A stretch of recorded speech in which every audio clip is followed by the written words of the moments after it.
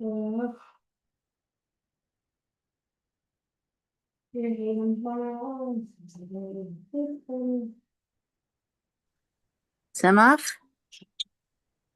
سمح.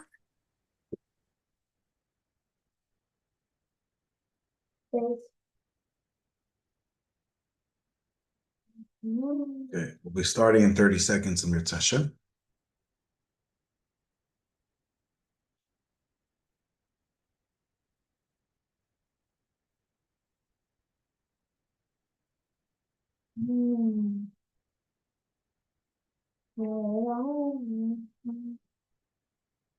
Good Erev Shabbos, everybody. Bruchim Aboyim. Welcome back once again to the weekly shir in Pirkei Avos. Rabbi Gershon Avtzon here in Cincinnati, Ohio. Today we are going to be learning the fifth Perek of Pirkei Avos in the second cycle of learning Pirkei Avos in the year Tavshin Pei. And we are going to be focusing on Mishnah Vav, the sixth Mishnah in Pirkei Avos. And the reason why we are going to be focusing on that Mishnah, besides it being obviously a fascinating Mishnah, is because the three Parshias, Korach, Chukas, and Balak, which was last week's Parsha, was Korach. Chukas is this week's Parsha. Balak is next week's Parsha. Besides being in the same Chumash, obviously, and coming one after the other, they have a very, very special common denominator. And that common denominator is that they all discuss a certain thing that was created Bein Hashmoshois, in this twilight time between day and night, between Yom HaShishi, the sixth day of creation, and Shabbos Kodesh. Our Mishnah tells us that there were 10 things that were created Bein Hashmoshois, and 3 of the 10, which is right away discussed in the beginning, is Pia Aretz, which is the ground that swallowed up Korach, which we learned about last week. We have Pia Be'er, which on a very simple level is the Be'era Shel Miriam, which the whole idea of finding water for the Yidden is in our Parsha, Moshe Rabbeinu, hitting the rock, speaking to the rock, getting water for Klal Yisrael. That is the Pia Be'er. And next week we're going to be learning Parshas Balak, which we learn about Bilam and Bilam's conversation with his donkey, which is the Pia Osen. The Hashem created a special mouthpiece for the donkey to be able to speak to Bilam and humiliate Bilam. All those 3 things come together in our Mishnah. Hence, we are going to be focusing on this special Mishnah, Mishnah Vav, in Pirkei Avos, describing and learning a little bit some of the lessons that we can take from this monumental Mishnah, in which the Tana teaches us about the fact that Hashem created 10 things, Bein Hashmoshois. We are going to start today's shir a little bit. Today's shir is going to be a little bit of a different style than many of our other shiurim. Mix it up a little bit.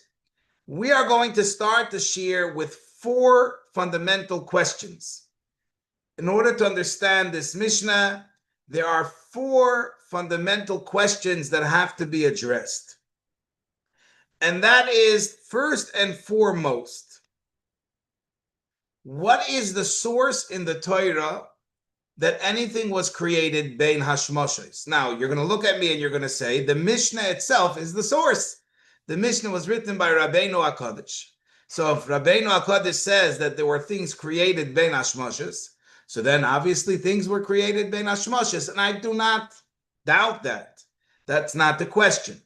The question is, can you find an actual source? If you look in the Psukim, if you actually open up a Chumash, is there any hint, is there any source which you can find in the Torah where the Hashem speaks about the creation of the world in the beginning of Chumash Bereshis? Do we find any source for the fact that somehow in between day and night, twilight zone, on Friday evening, so we created 10 things? That's question number 1. Question number 2 is, why were these things created bein hashmoshes? If they had to be created, why couldn't they have been created on the third day of creation, sixth day in the afternoon, sixth day in the morning? Why Hashem had to create these things specifically late in the day, bein hashmoshes, on Friday? What's the reason? What about these entities which are created bein hashmoshes demands that it should be created specifically after Hashem finishes the creation of the world? He sort of adds these things in the last moment, like the last second, you add it in. Question number 3 is, if Hashem is creating these amazing things bein hashmoshes, why 10?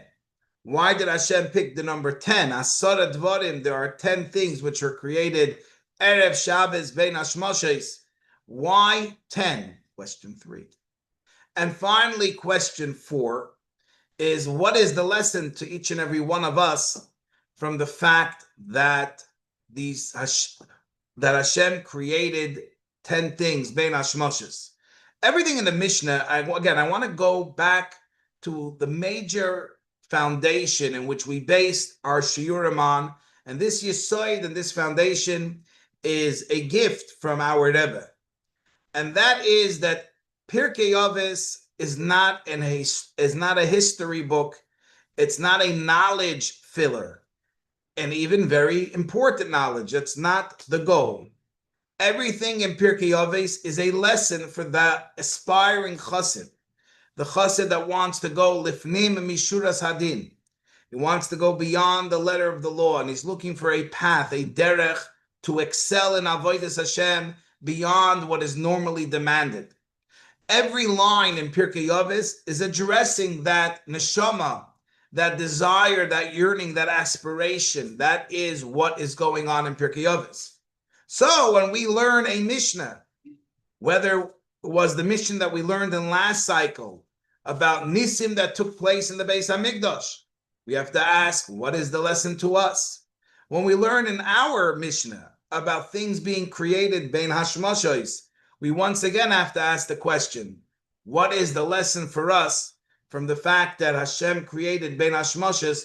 What is that supposed to inspire the aspiring chassid? What lesson are we supposed to take in it for our avodas Hashem? So these are the 4 steps that we are going to begin today's shir. So let's start with the source. Where can we find a source in the Torah for the fact that Hashem created bein hashmoshes? So this question was actually asked to the Vilna Gaon, the famous Rebbe Eliyahu of Vilna, which he was himself. He's referred to as the chassid, may not be the chassid as in the classic understanding of a chassid to a rebbe, but the Vilna Gaon was extremely pious. Obviously, he learned a lot of Kabbalah, contrary to popular misconception, and there is a question that was addressed to the Vilna Gaon. Someone asked him, what is the source? Where do you find in Torah that Hashem created bein hashmoshes? And he came up and he shared a fascinating insight.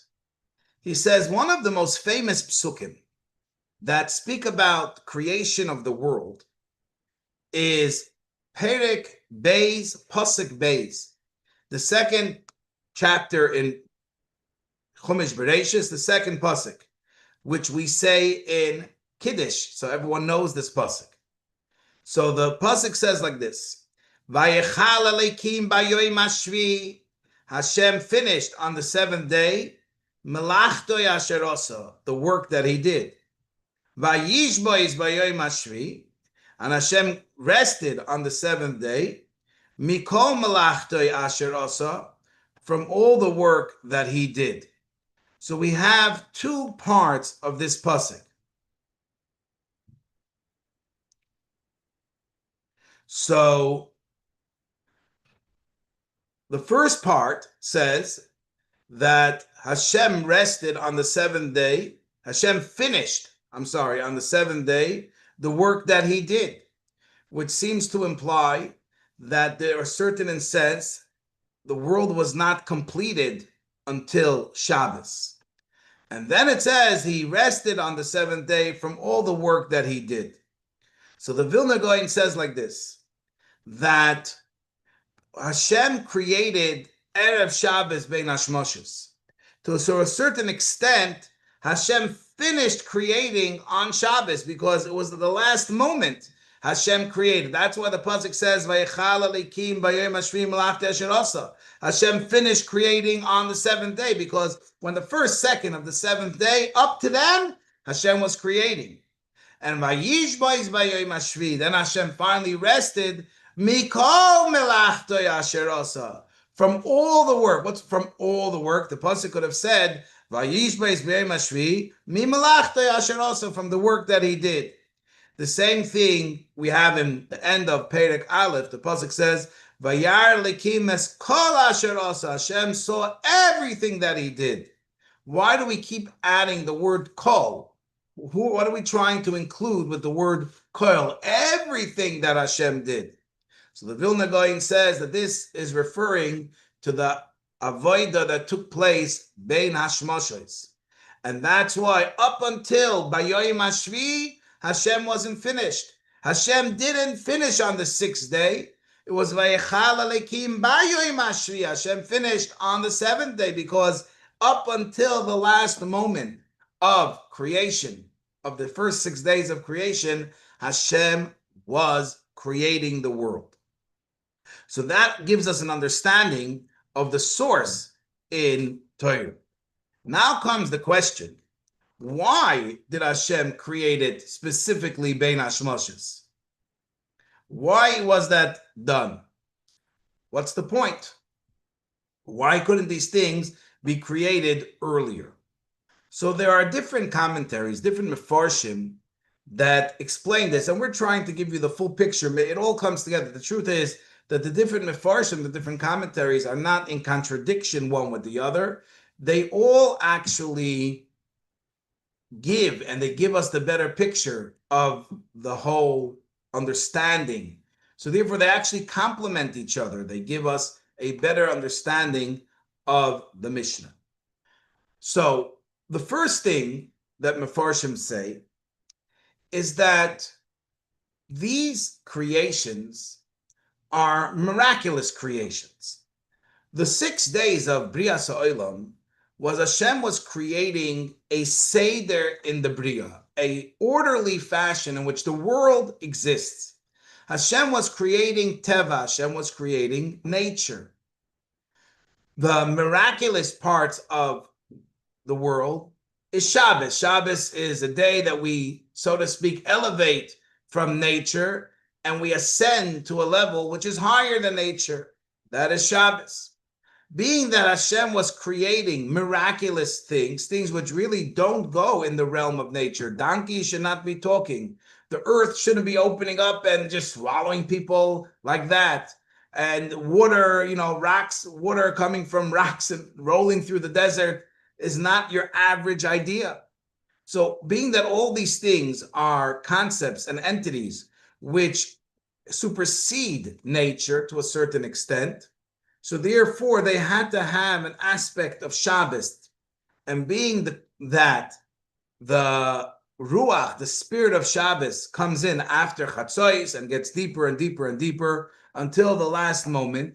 So Hashem used that last moment, which, so to speak, where heaven and earth kiss, where nature, the week, and Shabbos meet, where nature and beyond nature connect, that moment of Bein Hashmoshes, which is still the weekday, because we don't do malacha, because we can't stop at that last second. We don't know when exactly is Shabbos, that moment. So therefore we take, we don't do any malacha. But Hashem, who literally can count the split second and work till that last moment, so Hashem created these special entities during that unique time. In addition, another aspect that we see that these concepts are not your regular concepts is that all of these things which were created Bein Hashmoshes are entities which don't give birth to the next generation.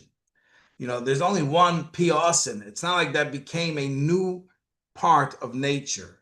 These are all things which are one-time events. These are unique things which Hashem prepared for a unique time in creation, a unique entity that doesn't bring forth the next generation. It doesn't have a continuation. It doesn't continue, at least in the physical sense.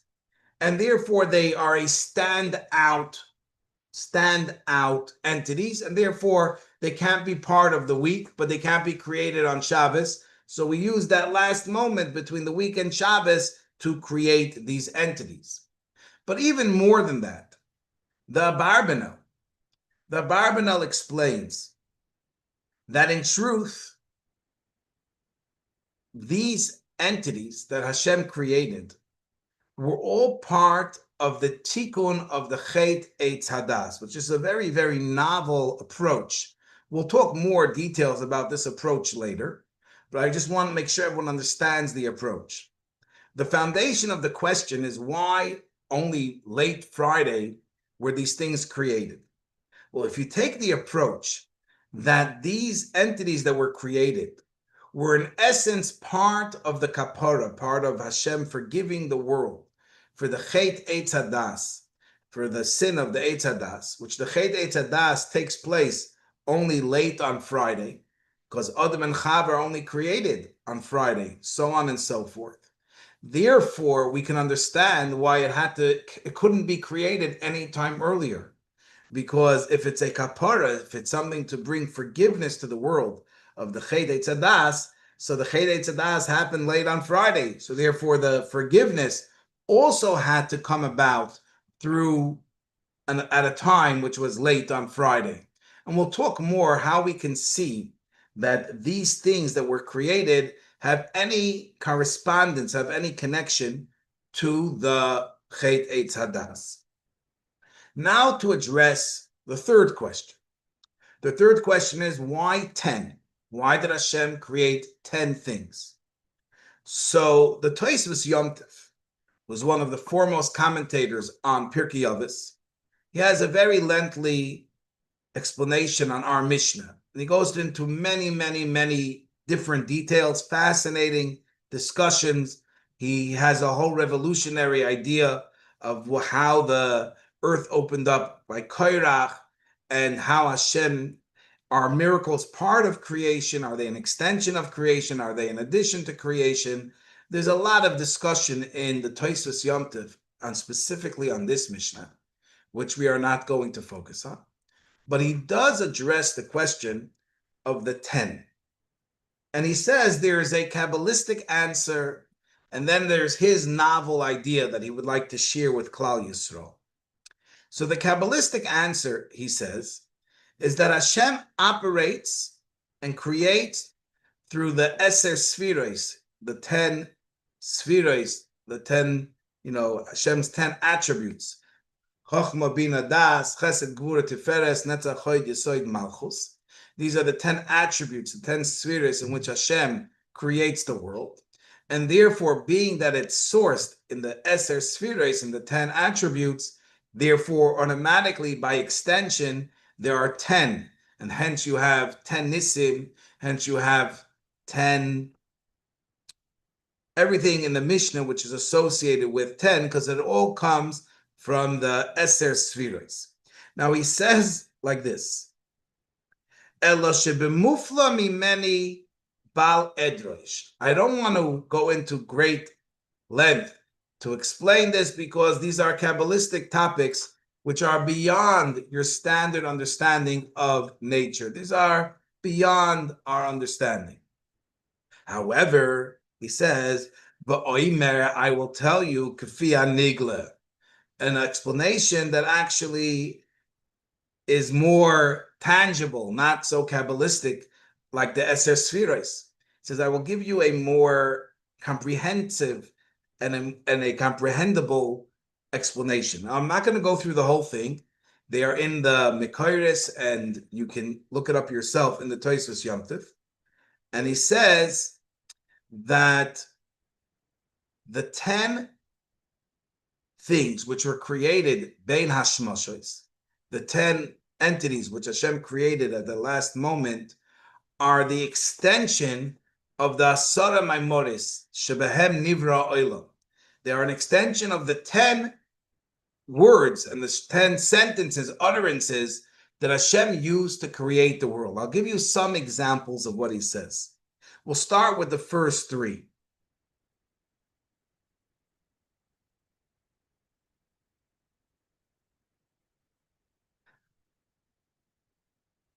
When Hashem created the world, Hashem created, the first thing was, Yehi Or.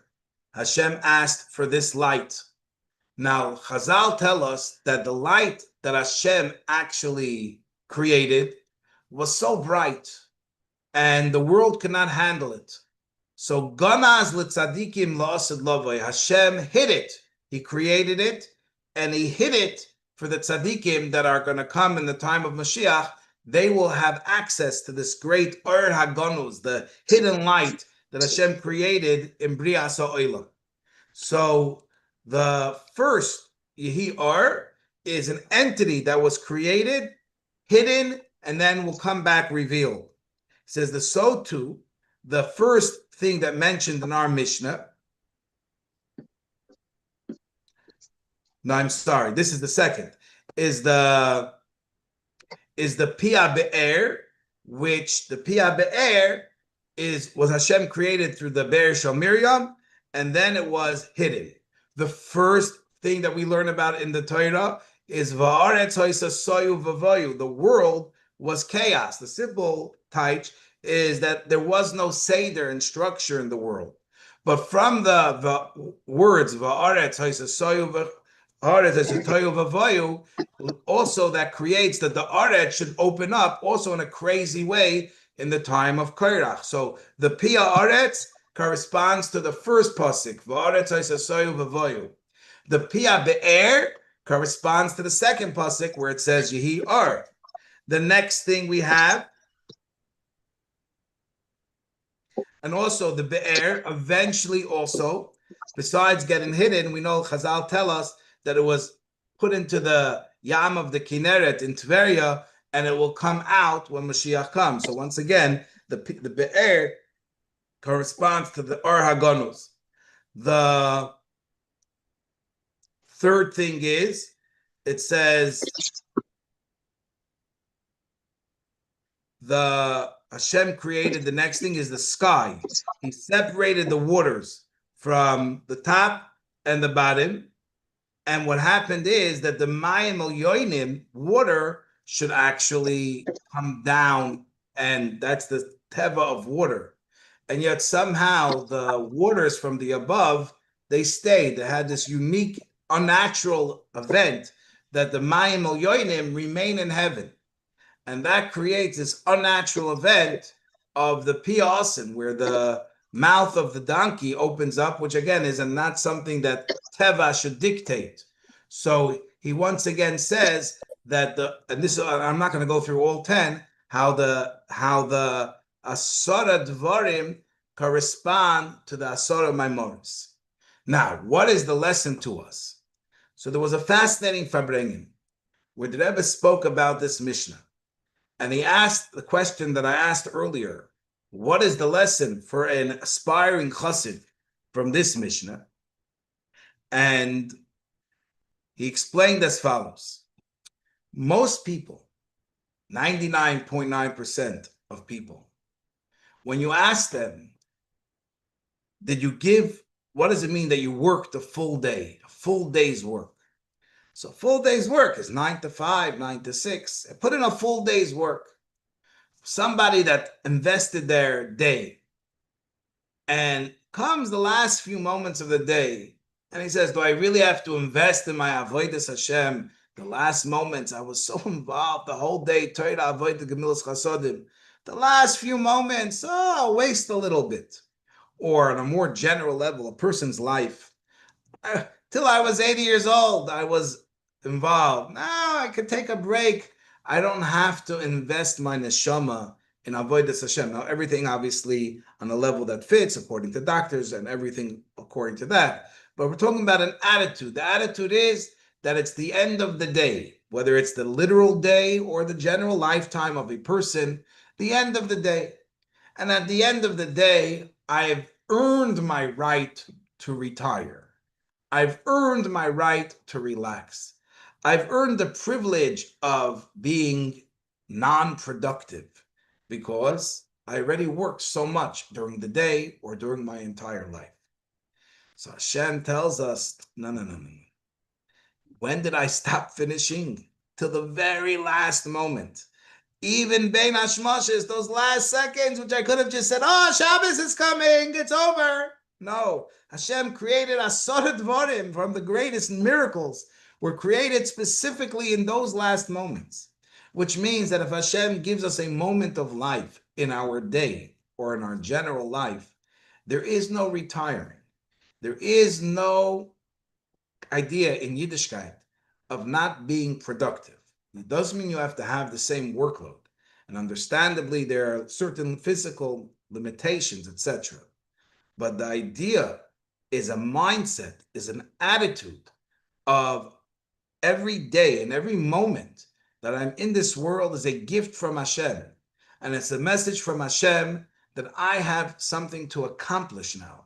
Because if I wasn't here for a purpose and there was nothing that I had to accomplish in the time that I'm here, Hashem would not need us here. So if we are here, it's because of the goal that we need to accomplish. Now, I mentioned earlier that the Abarbanel says that the reason why Hashem created these things, Bein Hashmoshes, was because they are a tikkun, they forgive and they help deal with the Chet Eitz Hadas. So I'm not going to go through all 10, but being that these three parshas, Koirach, Chukas, Balak, are the first three of the Mishnah, Pia Aretz, Pia Be'er, which by the way, the Pia Be'er, there's actually the Bartanura brings down two explanations of what the Pia Be'er means. We all understand this first one. Everyone, when you ask someone what's the Pia Be'er, say, oh, there was a Be'er Shel Miriam that would go with the Yidden in the desert.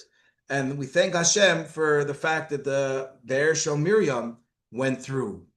But that really doesn't answer the exact word pi haber, the mouth. Mouth usually connects to an opening. So you'll say, yeah, where the water came out, that's the pi haber.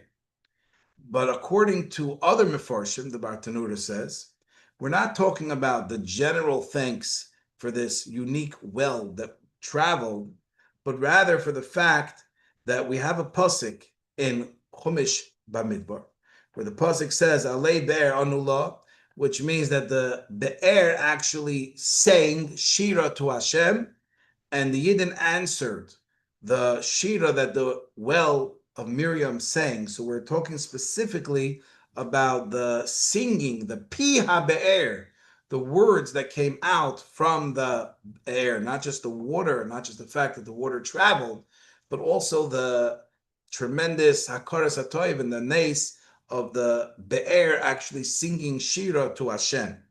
But regardless, so we have the Pi Haaretz, which is from Koirach. And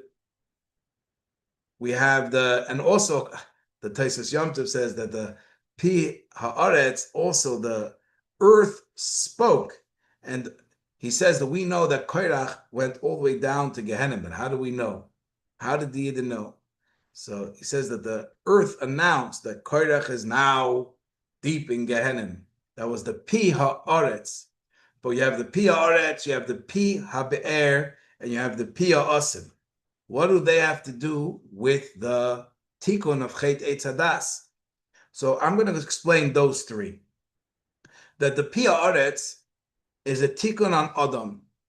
When Adam did the Chet, when he was part of the trio involved with the Chet Eitz Hadas, so Adam Arishin was supposed to live forever. However, because of the Chet Eitz Hadas, was al-Ofer Ahtav, al-Ofer Toshuv, that Adam Arishin was destined to return, and humanity was destined to return back to the ground. The ground was supposed to swallow up Adam. That was Alfer Toshuv, they returned to the ground. Also, he got a special curse, Bezeas apecha toicha lechem, that you're going to have to work the ground. The Aretz is now not going to produce for you without your efforts. You're going to have to invest in working the ground, all about the Aretz. Now, the truth is, according to some Pirushim, El Afer Atav, El Afer Tashu, in truth, the ground at that time was supposed to swallow up Adam, El Afer Tashu, not just after its life, 930 years, but you sinned, he should have been punished, that the ground should have swallowed up Adam Arishan. Because he was forgiven, so Hashem said that this opening of the ground, the Pia Aretz, Al Ofer Tashuv, that will go to Koirach. He will be swallowed up by the ground. Because Adam did Tshuva, so the Pia Aretz, which really should have been punishing him, was then transferred to Koirach. Then we have the next part, the Pi HaBe'er. The Pi HaBe'er corresponds to Chava. Chava herself should have been punished. She even had a bigger part of the Chet Eitzadas, even more than Adam. And Hashem Chava should have been punished on the spot. She should have lost her life. But Hashem said that I see that there will be a special woman that will come in the schus of Chava, and it will be Miriam, and she will have Shira. And the schus of Miriam, Hashem saved the life of Chava.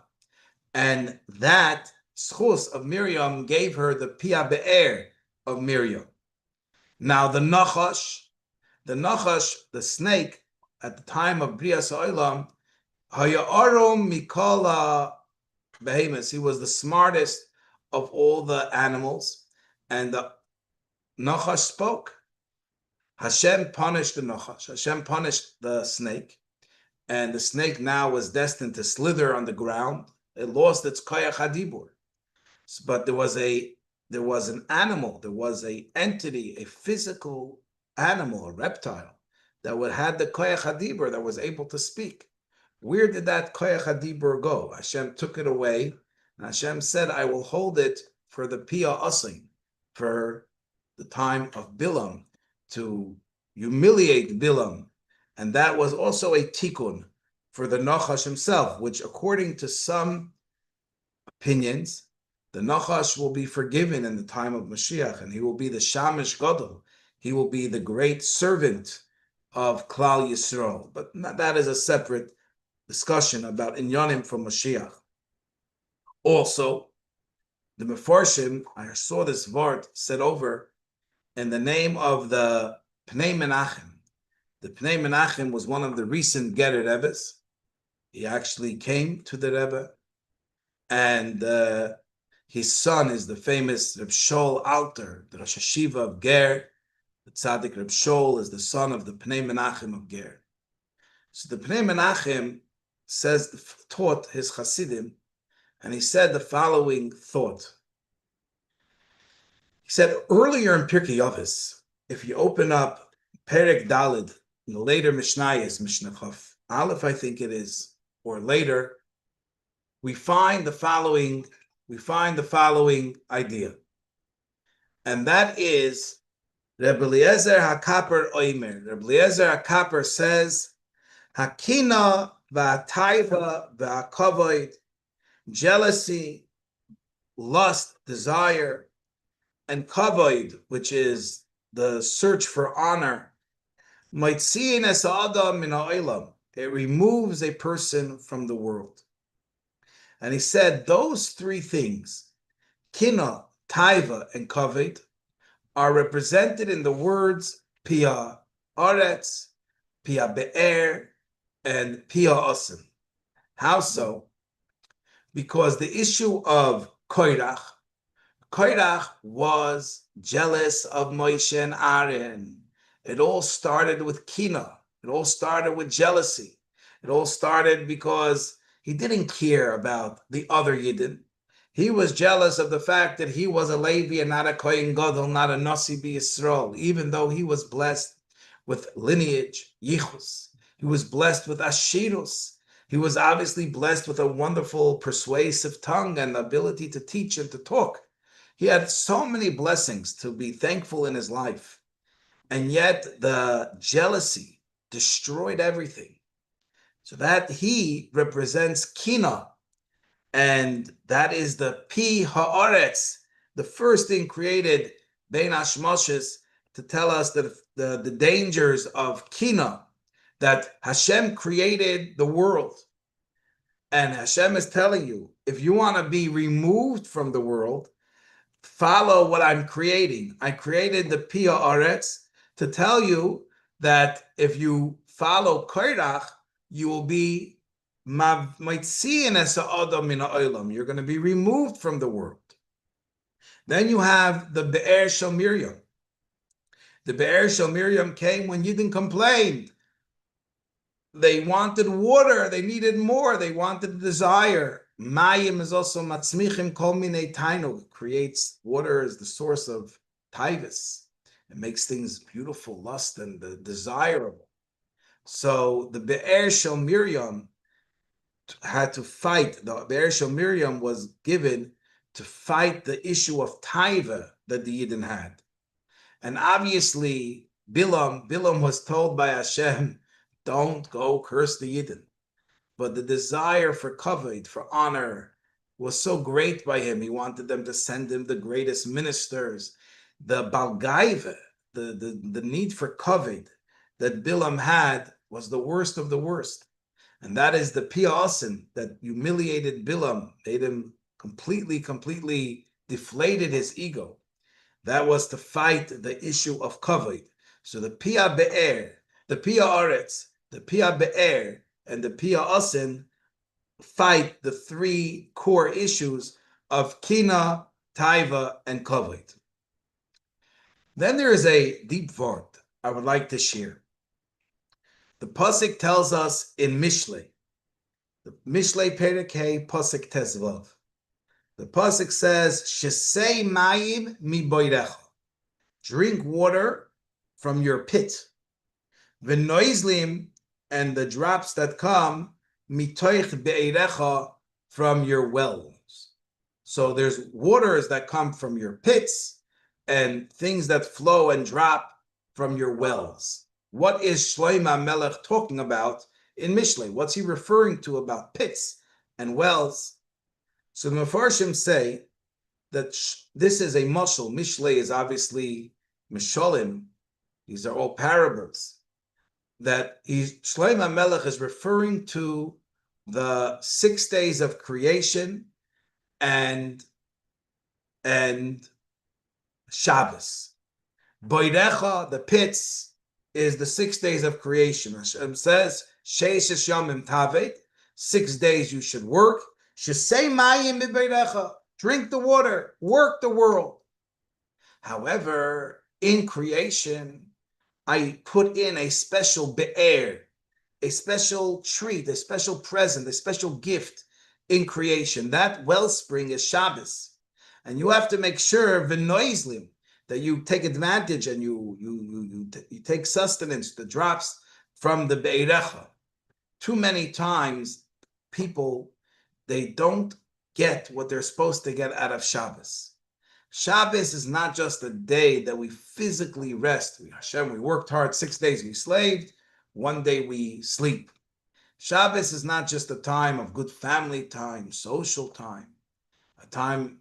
Shabbos is a Yom LaHashem. Shabbos is a unique time to ascend from the regular nature of the world and be dovok in the Shechina, connect to the Shechina. It is a source of brachas for the upcoming days. It's not just a rest from the previous 6 days. It's the source of brachas for the following days. It's the be'er, the source of the water, the mayon, the true wellspring itself. It is the source of chayis for the rest of the week. And we have to tap in to that special koyach of Shabbos and take advantage of what Shabbos is really here for. And say the Mefarshim that when Hashem says that Erev Shabbos Bein Hashmoshes, Hashem created the Pi HaBe'er, which means the mouth to access Shabbos. That when it comes the time of right before Shabbos, we have to get into the mouth of the Be'er, the Pi HaBe'er, the access point of the Be'er is opened up, that we could feel the Kedusha of Shabbos. If you actually think about, we say, before Ma'ariv, we say Kabbalah Shabbos, we say a bunch of Aramaic words, Raza the Shabbos, Iyu Shabbos, the secrets of Shabbos. Many people just say the words. They don't actually think about what they're saying. I would advise that tonight, take an English siddur and actually open up and think about and learn the translation of the word. That's telling us that there's no rulership for any klipa in the world. There's a bright light that gets revealed. And it crowns us and it brings us to this. The holy nation elevates to this crown of Shabbos, the crown of light, and it surrounds us and it becomes our crown. It gives you an insight as to what truly goes on in Shabbos. That's the Pi Be'er, it's the opening which we enter Shabbos. We should always be looking for that access point of Shabbos to be able to connect to Shabbos. And this is a very special lesson to each and every one of us in our avodah to bring Mashiach. This upcoming week, we have the Yom Tovim of Yud Beis, Yud Gimel Tammuz, the Chag HaGeula of the Pirkei Rebbe, which opened up the gates for spreading Yiddishkeit and making the Pirkei Rebbe come here to America, and the Rebbe coming to America, opening up the Mayon, the Be'er, the well springs. We have to realize that if years ago, the time of the revelation, the Baal Shem Tov was born around the year 5,505, which is the Chatzois, of the sixth day of creation. It's Friday afternoon, the Chatzois. That's when we start our earnest preparations for Shabbos, which means our preparations for Mashiach. Hashem gave us the light of the holy Baal Shem Tov in the year 5,505. That's when the Alter Rebbe was born. The Baal Shem Tov right before that. So Taf Nun Ches, 5,458. So that Kufa, this is when the Baal Shem Tov and the Alter Rebbe, the Chassidus, was brought into the world. So that's the Chatzois. That's when the light of Geula started to come into the world.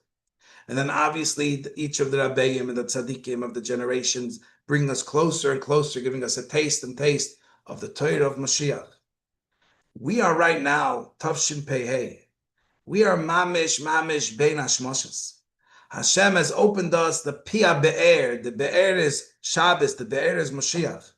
The Pi Be'er has been opened for us. We are seeing a world that's going above and beyond anything that we think is normal, natural, events taking place, which the Welt shuckelt sich. The Pi Be'er is open. The world is entering a new phase. I mean, we just witnessed tremendous nisim. The biggest Tzorah Yisrael building up for years and years, Machshavas, Zores, Chas v'Shalom, Rabis Machshavas, and Utzuetz of Esufar to destroy Klal Yisrael, and in 12 days of tremendous nisim, boom, the Pi HaBe'er has been opened. The Rebbe said, Yemois HaBashiach shebehem nimtzoyim achshav. We are in the mamish, in the Yemois HaMashiach, the Ruach of Mashiach min hachefes al pnei hamoyim. We are feeling it. This is not just the month of Yud Beis Tammuz, the month of Gula. We are in the era. Anyone can feel it. The Rebbe always said that we should open up our eyes and see Mashiach. Today, you have to close your eyes if you don't want to see Mashiach. It's so evident and clear. And our job is to access the Pi Be'er, to dive in to the opening that's been opened to us into the world of Mashiach. And we should merit right away this Shabbos, the revelation of Melech HaMashiach, and Shabi Taka, take it from Miyad Mamish. Thank you very much.